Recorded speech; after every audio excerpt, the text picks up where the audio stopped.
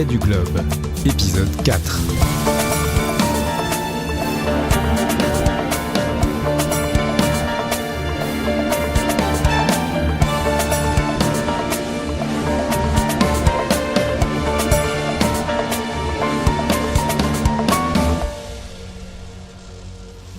Dans l'épisode précédent, Agathe poursuit son enquête sur les 10 plaies du globe, dont les prédictions écologiques d'une troublante exactitude dépassent largement la fiction. Elle rencontre Monsieur Rivière, anciennement surnommé le Passeur, officiellement déclaré décédé à Lyon à cause de son implication dans ce polar prophétique, mais en réalité dissimulé sous l'identité d'un concierge revêche, loin de son passé de traducteur. Ce dernier lui révèle les subtilités et la rigueur de ce qui fut son métier, en particulier dans la traduction de romans policiers. Au fil de leurs échanges, il raconte à Agathe sa découverte de la disparition mystérieuse de l'auteur qu'elle recherche, connu sous les initiales ES. Un appartement saccagé, une main ensanglantée sur un mur, et le lendemain, le bâtiment détruit, laissant supposer un enlèvement suivi d'un effacement délibéré. Agathe confie tous ses doutes à Tony, qui y reconnaît le reflet de son propre vécu. Son oncle, écrivain de polar et figure paternelle, avait brusquement rompu les liens avec lui pour le protéger des pressions du pouvoir. Ensemble, Agathe et Tony identifient les acteurs d'une enquête discrètement étouffée, initiée après la découverte d'un cadavre non identifié près d'une usine abandonnée. Un carnet retrouvé sur place confirme l'identité du défunt. Il s'agit bien de l'auteur disparu, dont les dessins et annotations correspondent à ceux du roman d'Agathe. Cette dernière obtient alors un entretien avec Abraham Grieve, médecin légiste ayant travaillé sur l'affaire. Il lui confie qu'aucune autopsie n'a été autorisée, aucune fouille menée dans l'appartement, malgré des indices évidents de meurtre maquillé. Il révèle également avoir été menacé à plusieurs reprises après avoir voulu approfondir ses recherches. Après avoir sollicité d'autres professionnels potentiellement impliqués, Agathe ne reçoit que des refus coordonnés, témoignant d'un silence orchestré. De plus en plus troublée, elle s'interroge. Jusqu'où est-elle prête à aller pour dévoiler les secrets que renferme ce roman, et à quel prix ? Avertissement à notre auditorat. L'épisode que vous vous apprêtez à écouter s'adresse à un public averti. Il comporte des scènes susceptibles de heurter certaines sensibilités, descriptions graphiques de corps, mentions et expressions explicites de souffrances physiques et de décès. Si ces thématiques vous sont sensibles, nous vous invitons à passer à l'épisode suivant. Une synthèse de l'intrigue et des éléments clés de cet épisode y sera présentée en préambule afin de ne pas perdre le fil du récit. Bonne écoute et prenez soin de vous.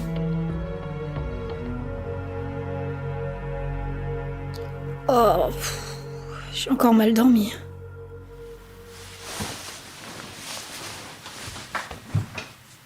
Ils cherchent tous à courir leurs arrières, c'est normal, mais ils sont tous au courant de ce qui va se passer, ou de l'implication du gouvernement dans la disparition de plusieurs personnes.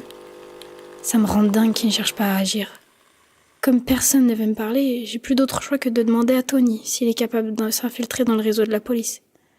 Avec un peu de chance, il reste le dossier de la disparition de cette ES caché au milieu d'un tas d'autres enquêtes. Il doit être au café à cette heure-là.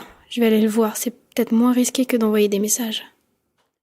Agathe attrapa la casquette et les lunettes, qu'elle ne quittait plus dès qu'elle franchissait le seuil de son appartement, et prit la direction du café pour retrouver son partenaire d'enquête. Comme en son habitude, elle prit un détour pour vérifier que personne ne la suivait.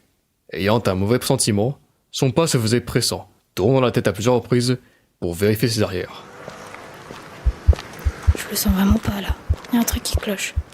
Mon cœur bat si fort et j'ai l'impression d'avoir un poids sur la poitrine. Mon instinct me dit qu'il y a quelque chose qui ne va pas, mais j'ai beau vérifier dans les reflets des vitrines et du coin de l'œil quand je change de direction, je vois rien. Je vais appeler Tony pour le prévenir de mon arrivée. Ça va me changer les idées.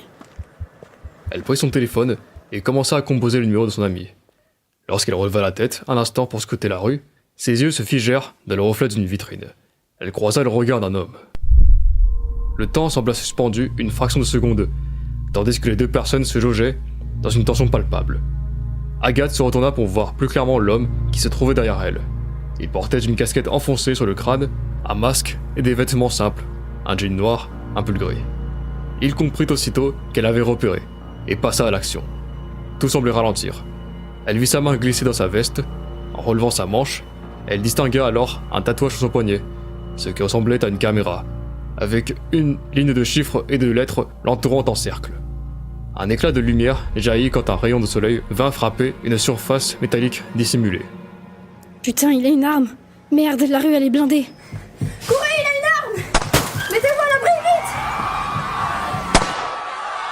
C'est eux. Ils ont compris que je me suis pas arrêtée. Bordel, faut que je sorte d'ici avant que je me prenne une balle. Oh, les flics, c'est ma chance. Il faut que je les rejoigne. Elle accéléra, suivant la sirène qui résonnait comme une guide stridente au milieu de la panique. Sans réfléchir, elle vira brusquement à droite, à un croisement, et se retrouva face à la patrouille de police. Les agents, déjà en alerte, réagirent aussitôt. Leurs armes sortirent dans leurs étuis, prêtes à l'emploi, se braquant immédiatement sur Agathe. À couvert! Derrière la voiture, dépêchez-vous! Elle obéit, sans hésiter, se jetant derrière la voiture. Essoufflée, le cœur tambourinant à tout rompre dans sa poitrine, elle s'accroupit et scruta la scène. Les policiers s'avancèrent prudemment jusqu'à l'angle de la rue d'où Agathe avait surgi. Une fois en position, l'un d'eux tapota l'épaule de son collègue. Un signal discret mais clair. Leurs armes se levèrent, prêtes à faire feu. Mais, après quelques secondes suspendues, les canons s'abaissèrent lentement, comme si la menace s'était soudain dissipée. Vous pouvez sortir, madame, il s'est enfui. Putain, il s'est barré. Et ce regard. Je l'ai échappé de peu. Que s'est-il passé? Je marchais dans la rue, j'écrivais un message et quand j'ai relevé la tête, j'ai vu le reflet qui était derrière moi. Je me suis retournée pour l'observer et c'est là qu'il a sorti son arme. J'ai commencé à courir et à prévenir tout le monde qu'il était armé pour que les gens se mettent à l'abri et il m'a tiré dessus plusieurs fois, je crois. Vous êtes sûr que c'est sur vous qu'il tirait? Ça, j'en suis sûre et certaine. Bien, on va vous emmener au poste pour que vous puissiez faire une déposition. Montez dans la voiture, s'il vous plaît.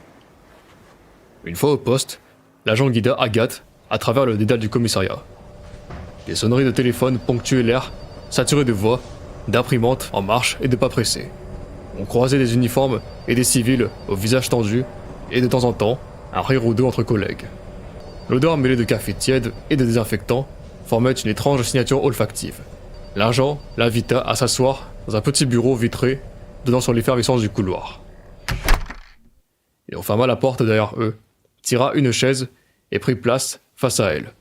Sans précipitation, il ouvrit un dossier, alluma son ordinateur, tandis que son collègue, entré à leur suite, s'adossait au mur derrière lui en observant tantôt Agathe, tantôt l'écran de son adjoint. Avant tout autre échange, l'agent assis face à Agathe lui demanda de présenter une pièce d'identité. Cette dernière s'exécuta, tout en considérant le champ de conséquences de cette procédure pour sa petite enquête. Ce face-à-face bureaucratique, anodin pour quiconque n'aurait rien à se cacher, prenait pour elle un tout autre relief. Je vous informe que vous êtes entendu en qualité de témoin dans le cadre de faits qualifiés de coup de feu en pleine voie publique. Vous êtes libre de quitter les locaux à tout moment, aucune charge ne pèse sur vous. Il vérifia qu'elle avait bien compris, puis déclencha l'enregistrement de l'audition. Un voyant rouge s'alluma sur le dictaphone posé entre eux. Le silence se fit un instant. L'entretien pouvait commencer. Ok, répétez-nous ce qui s'est passé, plus calmement, et oubliez aucun détail. Oui, excusez-moi. Alors, je marchais rue Montfleury pour rejoindre un ami. J'ai sorti mon téléphone pour le prévenir que j'arrivais, et en relevant la tête, j'ai vu un homme derrière moi. J'ai tout de suite eu un mauvais pressentiment. Je me suis retournée pour le voir plus clairement, et c'est là que j'ai aperçu son arme. Je me suis mise à courir avant même qu'il ne la sorte complètement. J'ai crié aux passants de fuir, qu'il était armé, et il a tiré.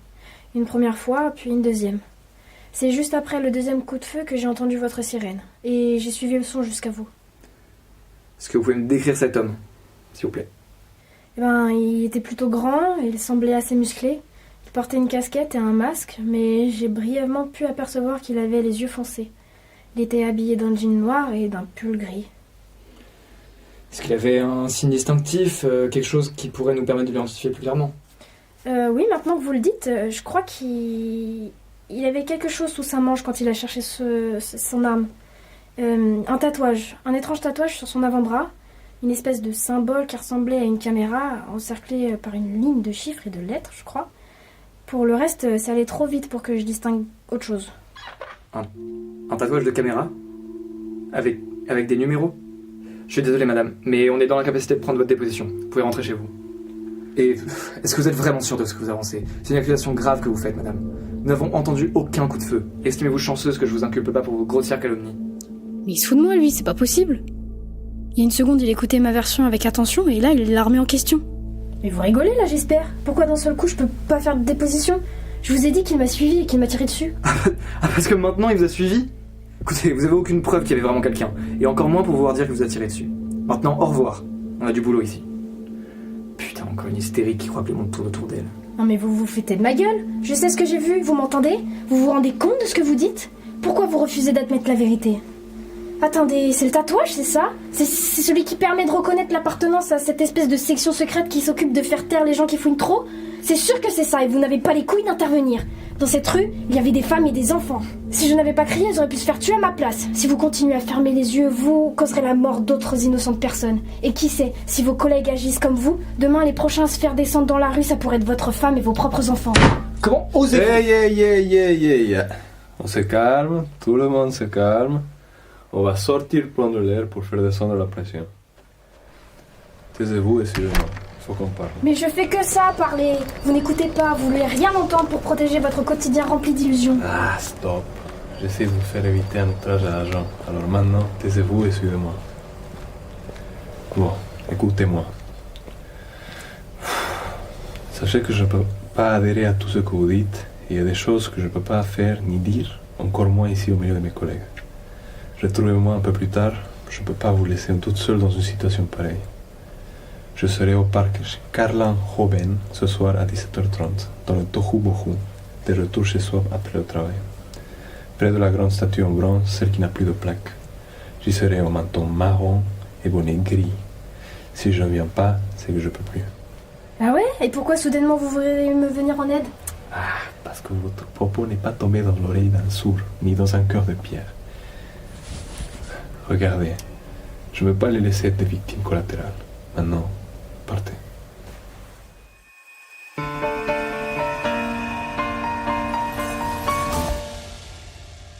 Suivant les indications du policier, Agathe se trouvait désormais dans le lieu du rendez-vous. Du coin de l'œil, elle vit la silhouette de Tony la suivre discrètement. Dès qu'elle avait quitté le commissariat, elle l'avait contacté. Elle lui avait relaté les faits sans rien omettre. L'agression, l'intention manifeste de la réduire au silence, et le geste inattendu de ce policier lui proposant un rendez-vous hors protocole. Tony n'avait pas hésité. Il lui avait assuré qu'il l'accompagnerait. Par prudence, mais aussi par peur qu'elle aussi vienne à disparaître d'une manière ou d'une autre. Et après tout ce qu'elle avait enduré, une prudence amicale en cas de problème ne pouvait que la rassurer. J'arrive toujours pas à croire qu'on m'ait tiré dessus. Je sais que je dois garder la tête froide, ne pas sombrer dans la paranoïa et rester rationnel. Mais je peux pas m'empêcher de scruter chaque regard de peur qu'il soit venu finir ce qu'il a commencé. Est-ce que c'est ça que ressentent les membres de Quai du Polar à chaque fois qu'ils mettent un pied dehors? Cette angoisse de savoir que quelqu'un a été envoyé précisément pour te nuire, qu'il te colle à la peau comme un fantôme, toujours là, à 2 pas derrière, pour rappeler à celles et ceux qui posent trop de questions qu'un simple moment d'inattention suffit pour sombrer dans l'oubli. Et l'auteur alors?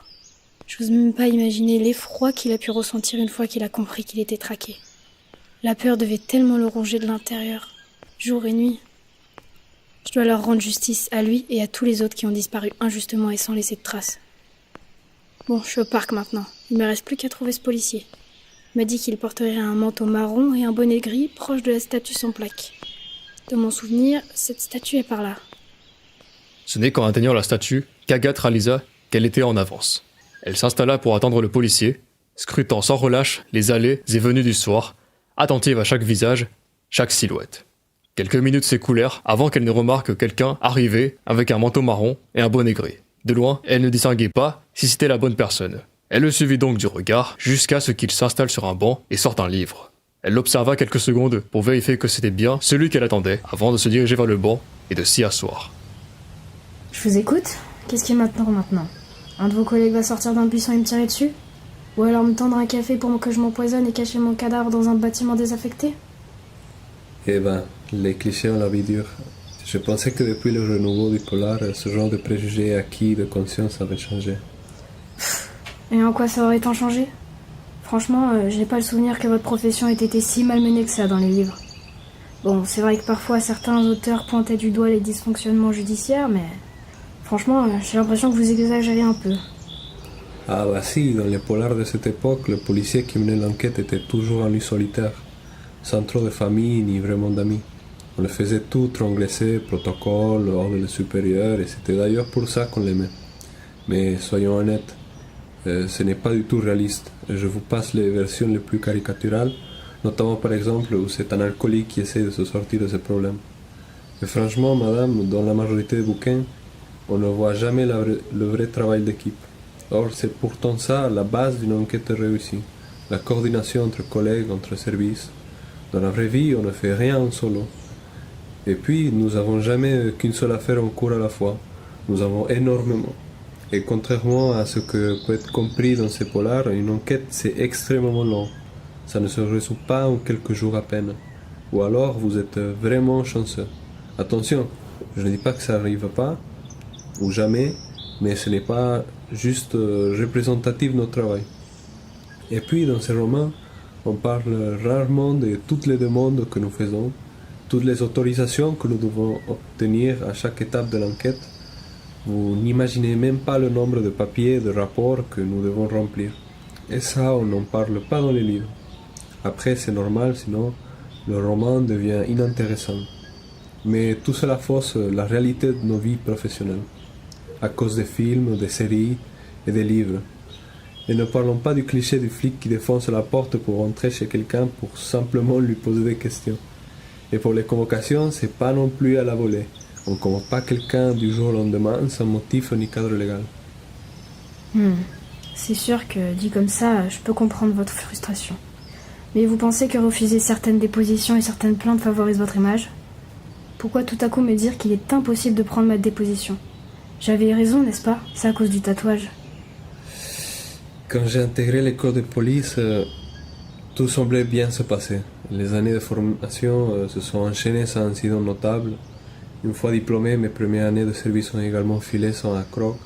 Et, en apparence, tout allait bien. Puis, du jour au lendemain, nous avons reçu l'ordre de refuser toute déposition de plainte concernant des individus possédant le tatouage que vous nous avez décrit. Qu'importe la gravité de leur implication dans un crime ou un délit. La plupart d'entre nous ont accepté cet ordre sans poser de questions par peur de représailles. À partir de ce jour, chaque délit, chaque crime commis par ce genre d'individu a été passé sous silence. Même pas enregistré dans nos dossiers. Du silence partout. Et des cris que personne n'a autorisé à être écoutés. J'ai toujours eu confiance en ma profession. Je refusais de croire qu'on puisse être aussi corrompu, aussi mauvais. Ou alors, peut-être que je n'ai pas voulu écouter sa doute qui me rongeait. Après tout, j'ai une famille. C'est elle ma priorité. Alors, quand vous avez parlé de risque, celui qu'un jour ma femme ou mes enfants deviennent eux aussi des victimes collatérales, ce doute a pris les commandes. Ce que vous décrivez présente des similarités troublantes avec un dossier que j'étudie actuellement.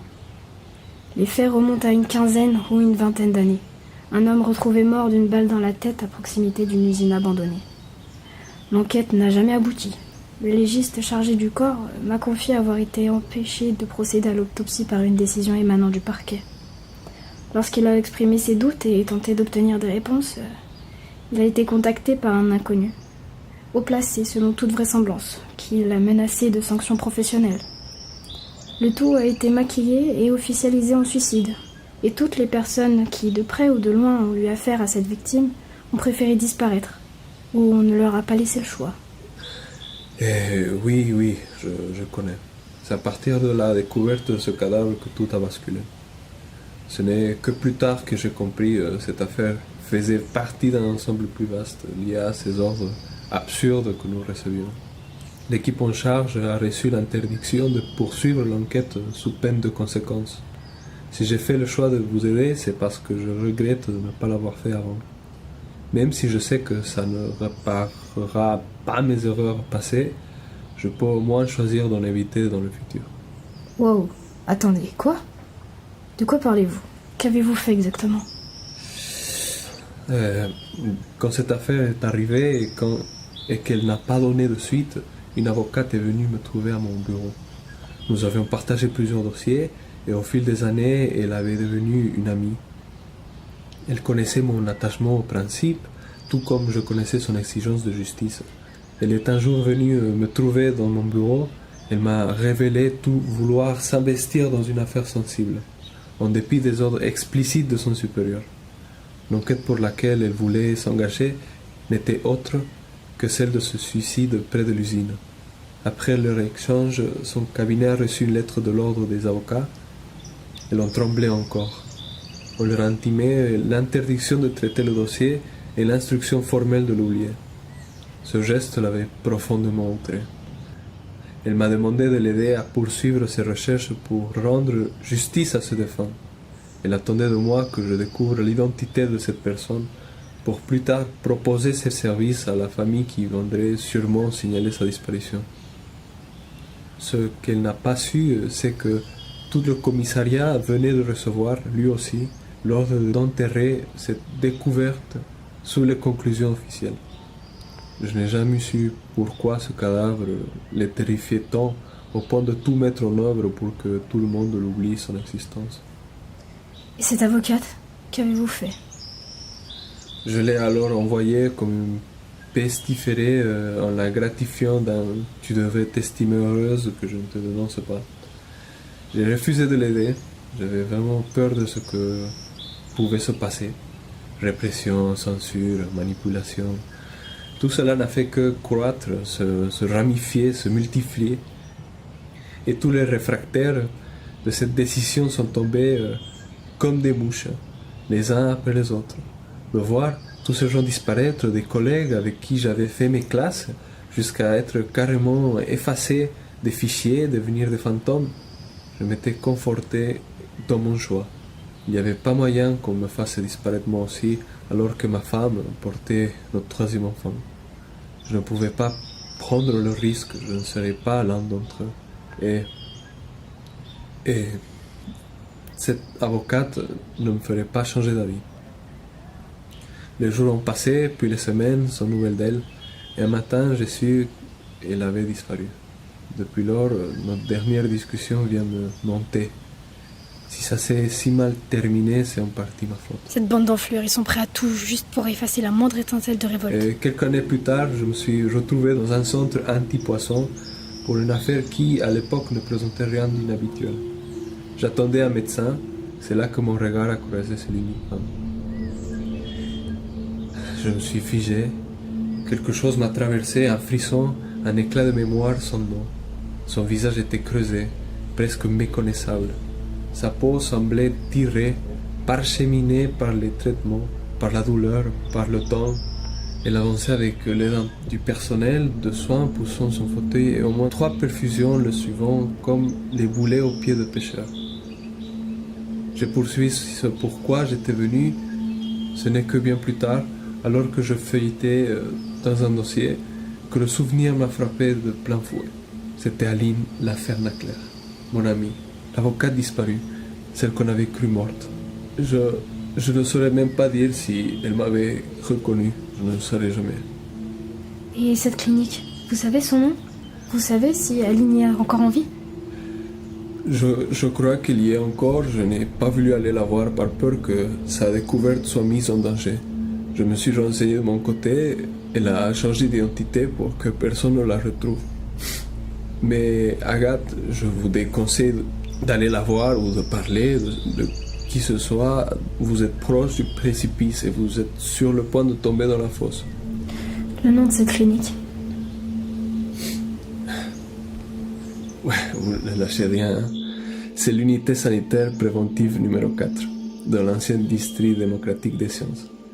Si vous comptez vraiment y aller, rendez-moi un service et dites-lui que je suis désolé pour tout. Et par pitié, soyez le plus prudente qui soit. Merci pour ces précieuses informations. Et surtout, ne vous en voulez pas d'avoir protégé votre famille. Vous êtes un homme courageux, monsieur... Mark Watson. Faites attention à vous, Agathe. Je serai prudente. Au revoir. Bien décidé à aller au-delà des mises en garde du policier, Agathe sortit du parc, suivie de près par Tony. Cet entretien lui en avait beaucoup appris, bien qu'il resserrait les taux autour d'elle.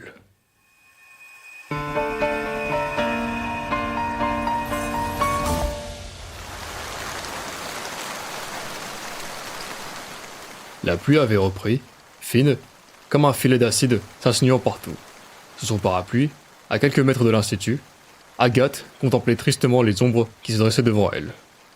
Le centre de traitement anti-poison, rebaptisé Unité sanitaire préventive numéro 4, s'érigeait à la lisière du vieux district hospitalier, entre un bloc de rééducation désaffecté et un jardin thérapeutique grillagé. Bien que morne et désolée, Agathe esquissa un sourire à la vue de ce lieu, de ces hautes herbes, s'étalant dans ce qui avait été le parc d'enfants, de ces lierres et ronces ayant brisé quelques carreaux de fenêtres dans les blocs déserts. Quelques rares fleurs sauvages avaient d'ailleurs élu domicile autour des plaques d'égout. Toute nature n'avait pas encore été avalée par la ville, mais celle-ci finirait sans doute par être engloutie sous la vengeance de la nature.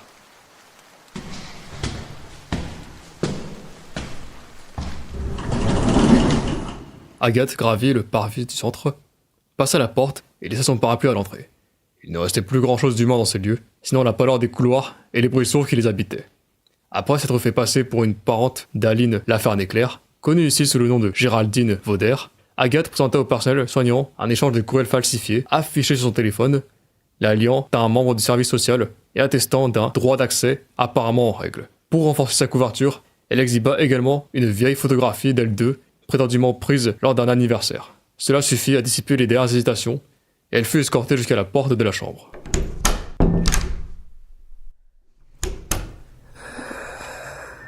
Vous êtes venu pour en finir, c'est ça? Oh là là, non, mon Dieu, pas du tout. Pardon, je me suis pas annoncée. Je m'appelle Agathe et je suis anthropologue. Anthropologue? Ça existe encore, ça? Oui, il faut croire.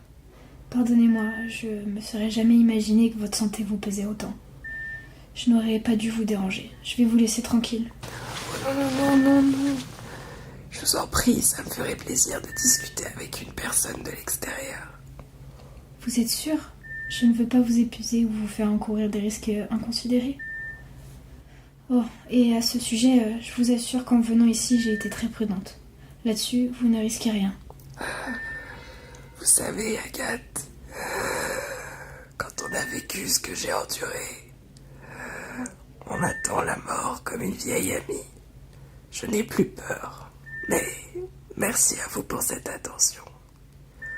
D'ailleurs, j'y songe. Vous veniez ici avec une demande particulière. Madame, en réalité, je sais que vous êtes Aline Laferné-Claire. Ça fait longtemps que je n'ai pas entendu ce nom. À vrai dire, je m'en suis tout de suite douté. Pour quelle autre raison seriez-vous ici? Mais je crains de ne pas vous être d'une grande aide. Je ne suis plus avocate, vous savez. Vous saviez que j'étais avocate. Il m'arrive de l'oublier. Oui, c'est d'ailleurs pour cela que je suis venue à votre rencontre. Voilà, en fait, il y a encore quelques jours à peine, j'étais sur la piste d'un polariste disparu, car j'aurais aimé connaître comment et pourquoi il avait écrit son livre d'une telle façon. Jusqu'à ce que j'apprenne son décès dans des circonstances aussi sordides que révoltantes. Depuis ce moment-là, j'essaye de retrouver l'identité de cet individu. De toute manière, au point où j'en suis, j'ai déjà les 2 pieds dans l'eau. Alors autant que j'apprenne à nager et que je donne des bouées de sauvetage à celles et ceux qui voudront bien, non? Enfin bref, toujours est-il qu'après avoir frôlé de peu la mort, j'ai rencontré un de vos anciens collaborateurs. Et c'est lui qui m'a parlé de vous. Un de mes anciens collaborateurs? Oui. Mark Watson, un policier avec qui vous aviez travaillé à plusieurs reprises. Un ami même, m'a-t-il dit. Il m'a supplié de vous transmettre ses excuses. Il n'a jamais cessé de se reprocher de vous avoir si durement rejeté lors de vos derniers échanges. Il m'a dit avoir laissé la peur des représailles sur sa famille et sur sa position le submerger. Qu'il s'était rendu compte trop tard qu'il aurait au moins pu veiller à ce que vous sortiez de cette affaire hors des radars, en toute sécurité. S'il m'a apporté son aide, c'est aussi par égard pour vous et pour cet événement qui n'a cessé de le tourmenter. Ah oui, maintenant que vous en parlez, quelques souvenirs me reviennent. Il s'en est voulu. Avec du recul, je comprends sa position. Mon temps n'est plus à la rancœur. Dites-lui que je le comprends et que je le pardonne. En fin de compte, c'est davantage à cette société et à celles et ceux qui la portent que j'en veux. Et à moi-même, pour une part. pour avoir cru, de l'enthousiasme naïf de ma jeunesse, que mes idéaux suffiraient, que si la justice venait à défaillir, je pourrais la corriger à force d'engagement et de droiture. J'étais assez candide pour croire qu'on pouvait traverser un champ de pièges laser et atteindre intact le diamant de la vérité.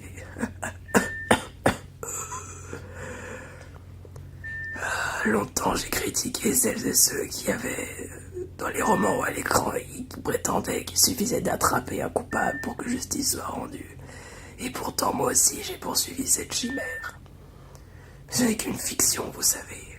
Vous me parliez de polar, n'est-ce pas? On y voit bien trop souvent une justice décorative. Oh, tenez, dans les houdonites notamment. On arrête un coupable et l'histoire s'arrête là. Le procès est sous-entendu expédié et on part du principe que tout finira bien. Que la justice fera son travail et que toujours elle garantira la morale, les droits, l'éthique d'une condamnation rassurante. Une arrestation vaut une vérité et justice est rendue dans une forme d'immédiateté. Mais c'est une illusion. Tout cela, ça n'est que du narratif pratique qui évite d'alourdir la course haletante du récit des intrigues qui s'y emmêlent. Ça lisse la lenteur et la pénibilité du réel, entre procédure, recours, appel, comparution, procédure indigeste, dossier, délibération, protocole. Tout cela pour l'appétit d'adrénaline et d'évidence d'un lectorat ou d'un auditorat. À chaque mot que prononçait l'avocate, Agathe retenait son souffle, comme si la moindre vibration de cette voix éraillée pouvait se rompre et s'éteindre à tout instant. Elle buvait ses paroles avec une telle intensité qu'on aurait dit qu'elle cherchait, par sa seule écoute, à lui insuffler un peu de force, à prolonger le fil ténu qui rattachait encore Aline à ce monde. Et puis, quand le système judiciaire est abordé en profondeur, c'est souvent parce qu'il grouille de vices. On le présente comme trop lent, sans explication tangible, inefficace, élitiste, partial, instrumentalisé, entravé. Remarquez comme cette peinture est devenue la nôtre depuis ces 20 dernières années au moins. Je m'imaginais en avocate prête à défendre la veuve et l'orphelin, l'innocent jugé à tort et le cadavre sans nom au péril de ma vie. Mais j'en oubliais vite les engrenages du métier, les rouages de l'institution. Jusqu'à en oublier que certains poisons sont bien réels et finissent par vous détruire. Est-ce que c'est ça qui... Un café, innocemment posé sur mon bureau. Aucune odeur, aucun goût qui ne sortait de l'ordinaire. Et puis des symptômes monstrueux dont je vous épargne les détails. Si Doris, ma secrétaire, n'avait pas réagi dans les quelques heures qui ont suivi, je serais 6 pieds sous terre à cet instant. Les analyses ont été formelles. La ricine. Et maintenant je suis terré ici, constamment seul et pour autant constamment surveillé. Encore heureux, le personnel est bienveillant avec moi, les pauvres, avec le peu de moyens qu'il leur reste. Parfois je me demande pourquoi on maintient mes pauvres organes en vie. À quoi servent toutes ces perfusions, ces dialyses, ces exercices physiques? Peut-être était-ce en vous attendant sans le savoir. Mais je parle. Pourquoi êtes-vous venu ici? Pardonnez-moi, j'ai oublié votre prénom. Je m'appelle Agathe. J'aurais aimé savoir si vous aviez des informations sur ce meurtre passé pour un suicide. Vous savez, le macabé retrouvé de l'usine désaffectée. L'affaire pour laquelle vous vous êtes engagé malgré les interdictions de vos supérieurs. Eh bien, tout porte à croire qu'il s'agissait du polariste disparu que je recherche. Un homme répondant aux initiales E et S. Aviez-vous découvert des choses en particulier? Vous vous souvenez d'éléments qui pourraient peut-être m'aider? Laissez-moi réfléchir un instant. Ma mémoire est quelque peu anesthésiée, voyez-vous, mais avec le temps, les souvenirs se sont un peu dispersés. Je ne peux vous en offrir que des morceaux, des impressions éparses. Si cela peut malgré tout vous aider, je suis prête à essayer. Toute aide est bonne à prendre. Je vous suis déjà extrêmement reconnaissante. Simplement, s'il vous plaît, ne vous épuisez pas. Je crois me souvenir. Un homme, Adrian quelque chose, Adrian Polikov Schlamoun. Un oie couché dehors. Ah, je me souviens. J'avais mis 3 jours à apprendre à le prononcer correctement. Il était arrivé en ville quelques mois avant sa mort. Il s'était installé dans une ancienne pension de famille, près du canal Ouest, là où les loyers sont très acceptables du fait des relâchements d'hydrocarbures. Vous savez, les usines alentours qui relâchent dans l'océan, et ces abominables vapeurs qui s'en échappent. Il savait qu'en s'installant là, les questions lui seraient rares. Je me rappelle avoir lu dans un rapport de recensement d'arrivée qu'il disait venir pour recommencer à zéro. Je crois aussi me souvenir qu'il avait un parcours atypique, formé à l'anthropologie des technologies, avec une spécialisation dans celle des mesures des changements environnementaux. Il y avait une forme de profil hybride entre chercheur indépendant, lanceur d'alerte et écrivain. C'est d'ailleurs dans ses récits qu'il s'était fait connaître au sein d'un collectif transnational et à but non lucratif, qui était à mi-chemin entre un groupe d'experts et, vous savez, comme ces think tanks là, et des lanceurs et des lanceuses d'alerte. Ce groupe, il avait pour initiale ES. Exitus Secundus. L'autre voie de sortie. Un message d'espoir pour les situations contemporaines. J'ai peur de tout mélanger, mais il me semble que c'était une sorte de convergence informelle entre hackers éthiques, archivistes en clandestinité et des analystes du renseignement ouvert. Adrian représentait l'une des dernières antennes en activité à l'étranger, après les vagues de répression dans son pays natal. Il avait fui, après avoir publié une série de notes techniques qui prouvaient la falsification massive de données environnementales, qui impliquaient des partenariats industriels entre plusieurs États et des entités privées. Des notes trop bien documentées. De tout ce que j'avais pu glaner sur lui. Et malgré les failles laissées à mon être par la ricine quand je repense à lui, j'ai le sentiment d'un militant qui ne se voulait pas flamboyant, mais de quelqu'un d'apparence calme, précis, méthodique, avec une obsession de la preuve et un goût prononcé pour l'écriture. Il semblait croire, dur comme fer, que si l'on empilait assez de faits, de dates, de cartes, de documents, la vérité finirait par éclater. Merci. Merci infiniment pour ces renseignements. Et les autres membres de ES? Aline eut un regard d'une profonde tristesse. Elle laissa son regard glisser vers la fenêtre avant d'échapper à un disparu. Agathe sentit son cœur se serrer dans sa poitrine. Suis-je la dernière personne à porter leur mémoire?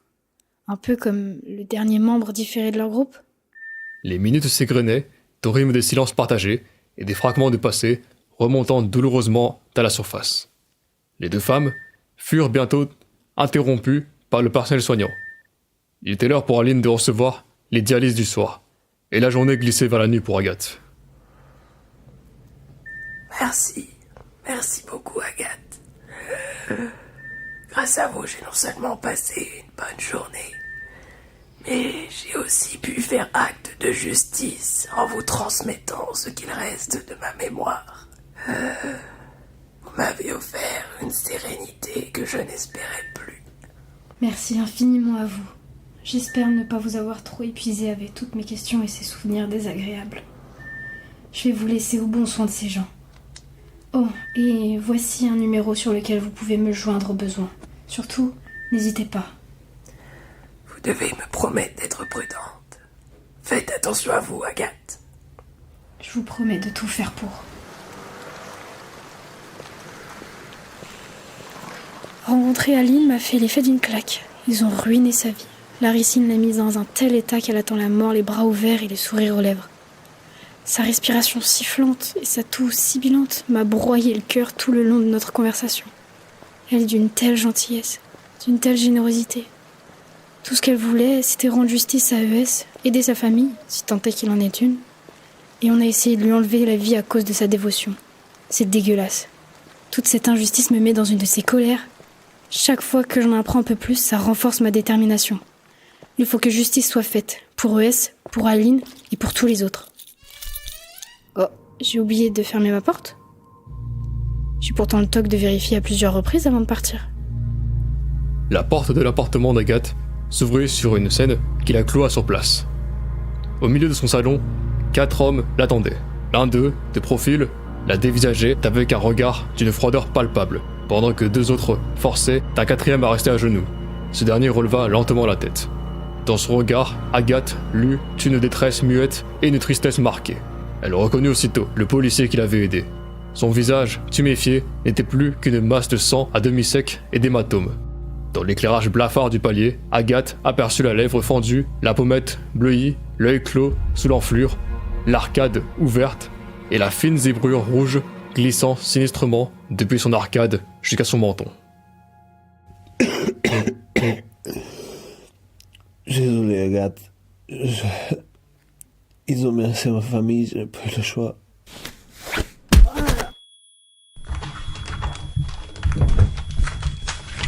L'un des hommes présents récupéra Agathe, tandis qu'un autre infligea le même sort aux policiers.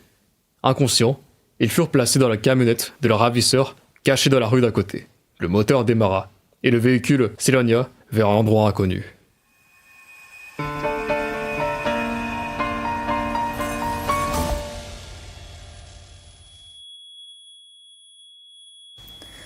Oh là là, ma tête.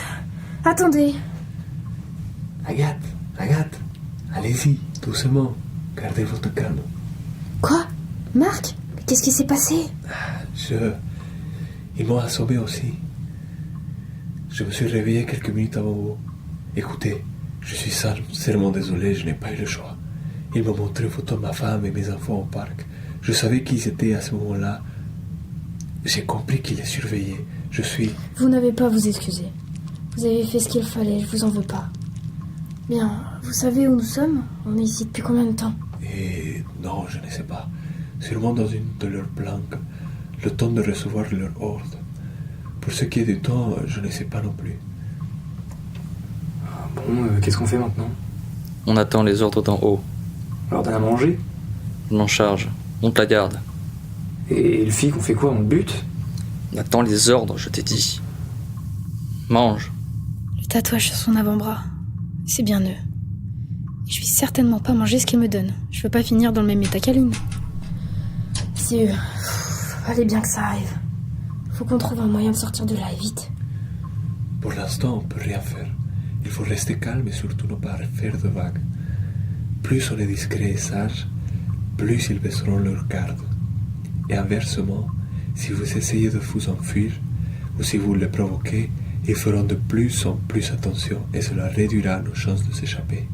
Alors, s'il vous plaît, ne faites pas de bêtises. Les mots d'ordre, observation et discrétion. Il a raison. Faut rester tranquille. On peut quand même réfléchir à un plan. Voyons, il n'y a pas de fenêtre. Il y a 2 autres cellules en plus des nôtres qui ont l'air vides. C'est déjà ça. Au moins, il n'y a que nous à sortir d'ici. Dans mon souvenir, ils sont 4. Celui qui nous a donné à manger, son visage me dit rien. C'est sûrement celui qui m'a assommé. Et vu comment l'autre lui parlait, on dirait que c'est lui qui dirige la mission. Faut faire attention à lui. De ce que j'ai entendu, il y en a un qui monte la garde derrière la porte là, que j'aperçois dans le fond. Mais je sais pas combien ils sont et qu'est-ce qui nous attend après la sortie. Et ça, c'est un problème. Surtout qu'on ne sait pas où on est. Ça peut être au beau milieu de la forêt, comme en pleine ville, à 30 mètres sous terre, comme à 12 mètres de haut. Comme on nous a assommés, pas moyen de se repérer avec le trajet. Je sais pas du tout combien de temps on a roulé, ni même combien de temps j'ai été inconsciente. Bon, déjà, il faut que je trouve un moyen de me détacher les mains. Heureusement qu'ils nous les ont ligotées par l'avant, sinon je serais bien embêtée. Ils doivent avoir drôlement confiance en eux pour agir ainsi.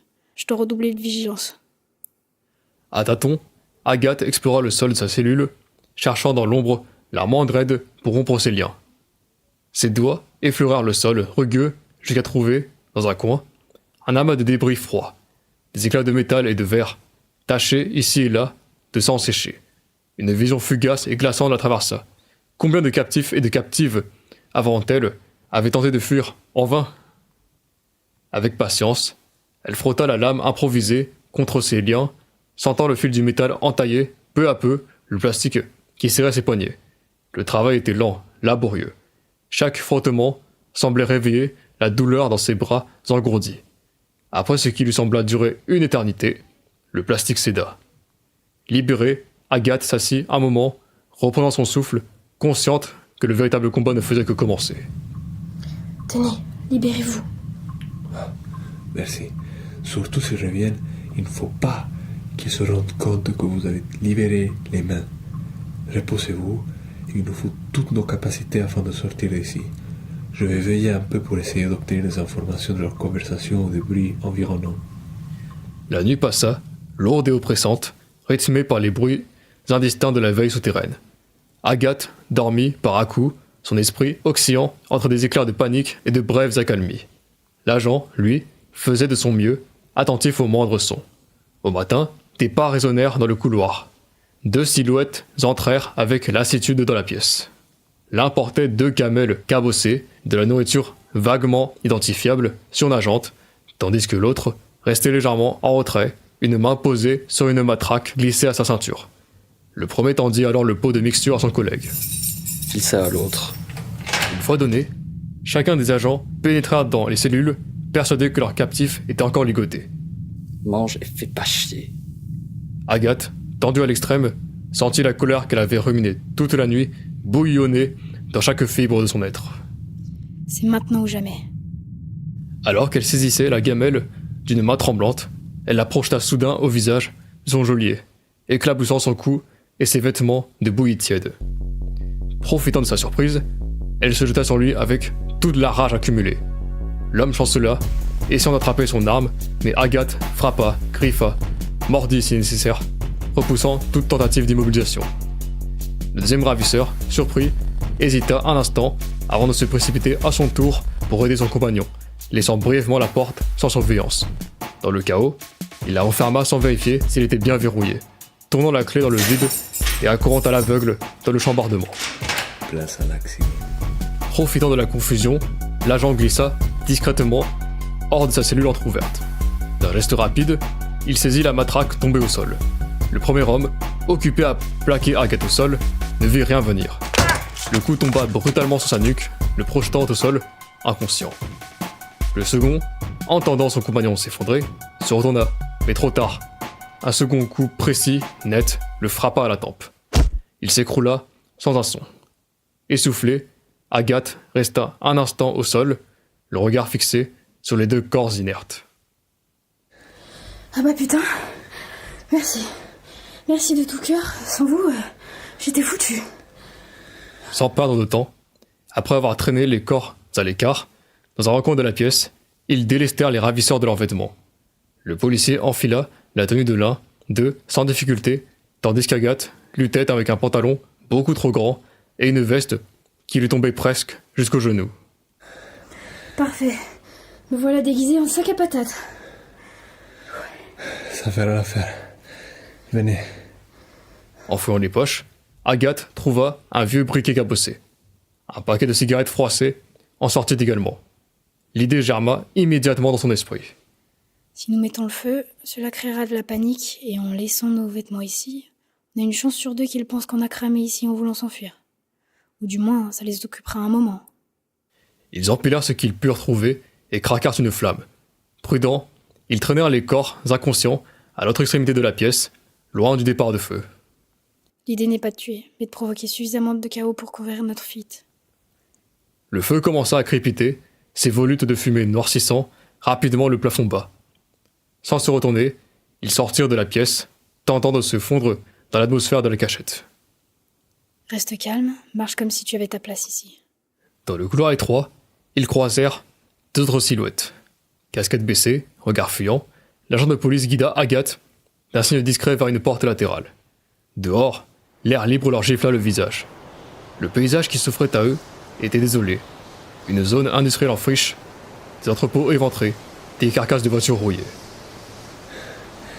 Il nous faut immédiatement trouver un abri hors des caméras de surveillance. Ne traînons pas. Quoi qu'ils arrivent, ils découvriront la supercherie. Ok, je crois savoir où nous sommes. Certains de mes profs ont déjà fait leur terrain ethnographique ici. Nous sommes dans l'ancien quartier des affaires.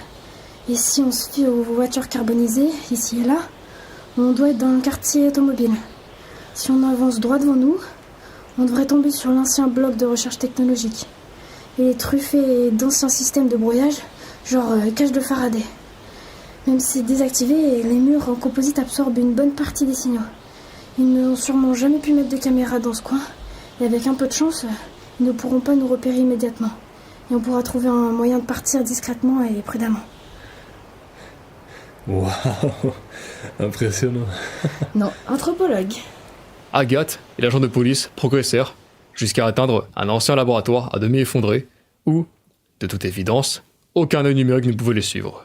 Derrière eux, au loin, un épais nuage de fumée noire montait déjà vers le ciel gris, signalant l'incendie naissant. Sans un mot de plus, ils s'enfoncèrent dans les méandres du district abandonné, chassés par l'urgence et portés par l'instinct de survie.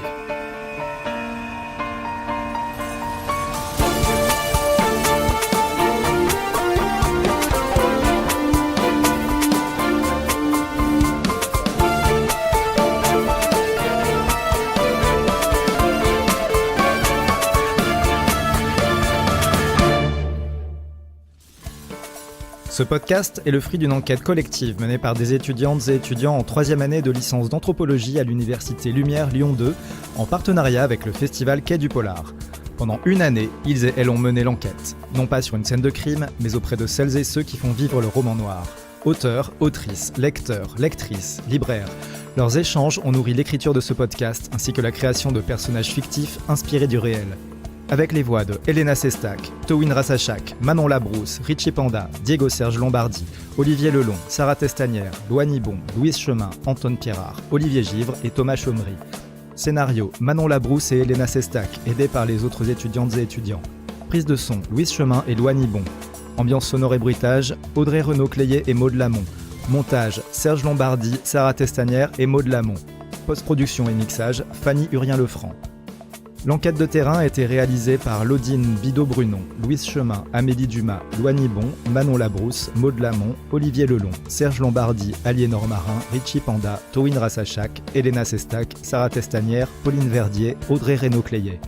Les étudiantes et étudiants remercient très chaleureusement Foucault Desrousseaux pour avoir composé la musique originale, Hélène Fischbach et Flora Espégel du festival Quai du Polar, Fanny Urien-Lefranc qui a encadré cette enquête collective et sa restitution, ainsi que toutes les personnes qui les ont aidés durant cette enquête en acceptant de répondre à leurs questions, et pour tous les échanges passionnants et enrichissants.